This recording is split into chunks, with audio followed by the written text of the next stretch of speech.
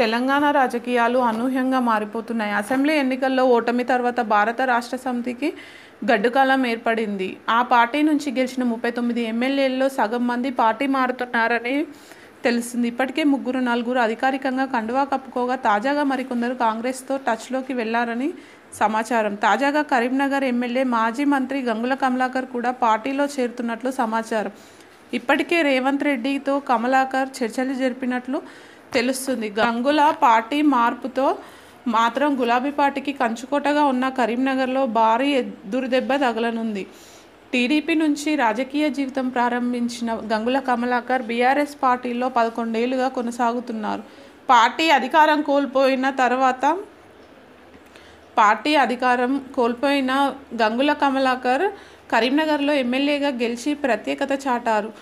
రాష్ట్రంలో మారిన రాజకీయ పరిణామాల నేపథ్యంలో గంగుల కమలాకర్ తన రాజకీయ భవిష్యత్తు చూసుకుంటున్నారని సమాచారం. ఈ సమయంలో కాంగ్రెస్ పార్టీ గాలం వేసినట్లు తెలుస్తుంది. లోక్సభ స్థానము టికెట్ ఇస్తామని హామీ ఇవ్వడంతో గంగుల పార్టీ మారేందుకు సిద్ధమయ్యారని సమాచారం. ప్రస్తుతం కరీంనగర్ స్థానంలో కాంగ్రెస్ పార్టీకి పోటీ చేసేందుకు సరైన అభ్యర్థి లేరు. ఈ నేపథ్యంలో గంగులను తెరపైకి తీసుకువచ్చారు. ఇప్పటికే రేవంత్ రెడ్డితో గంగుల చర్చలు జరిపారని వార్తలు గుప్పుమన్నాయి. తుక్కుగూడ సభలో కాంగ్రెస్ కండువా వేసుకునేందుకు గంగుల సిద్ధమయ్యారని ప్రచారం జరుగుతుంది. కాంగ్రెస్లోకి గంగుల చేరితే మాత్రం కంచుకోట లాంటి కరీంనగర్లో గులాబీ పార్టీకి భారీ ఎదురుదెబ్బ తగిలే అవకాశం ఉంది. మొదటి నుంచి ఉమ్మడి కరీంనగర్ జిల్లాలో బీఆర్ఎస్ పార్టీ పూర్తి ఆధిపత్యం కొనసాగిస్తుంది. తాజాగా జరిగిన అసెంబ్లీ ఎన్నికల్లోనూ గట్టి పోటీ ఇచ్చింది. గంగుల ఫిరాయింపుతో గులాబీ పార్టీకి కరీంనగర్ పార్లమెంట్ నియోజకవర్గంలో తీవ్ర ప్రభావం చూపే అవకాశం ఉంది.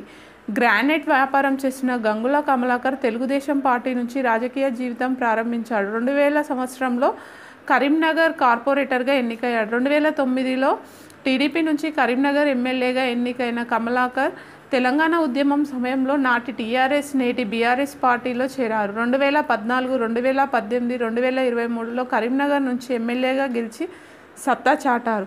సీఎం కేసీఆర్ మంత్రివర్గంలో 2 పర్యాయాలు గంగుల కమలాకర్ మంత్రిగా పనిచేశారు. కరీంనగర్లో వెలమ సామాజిక వర్గం ఆధిపత్యం చేస్తున్న రాజకీయాల్లో బీసీ అయిన కమలాకర్ తిరుగులేని నేతగా ఎదిగారు. గంగుల కమలాకర్ను కరీంనగర్ భీముడుగా పిలుస్తుంటారు. స్థానికం నుంచి అంతర్జాతీయ